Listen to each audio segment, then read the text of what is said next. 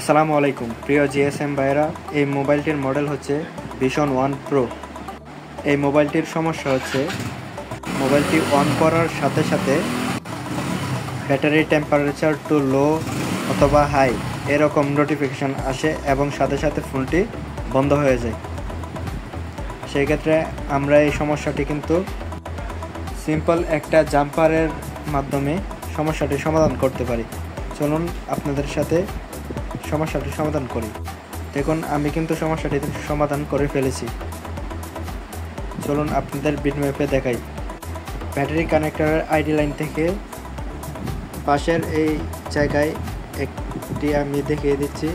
এই জায়গা থেকে এখানে একটি জাম্পার করে দেবেন, তাহলেই কিন্তু আপনার কাঙ্ক্ষিত সমস্যাটি সমাধান হয়েছে। এবং জাম্পারের পরে কিন্তু অবশ্যই এই জায়গায় ফিক্সিং ট্যাপ দিয়ে নেবেন যাতে গ্রাউন্ডের সাথে শর্ট না হয়ে যায়। দেখুন এখন কিন্তু মোবাইলটি 100% ওকে।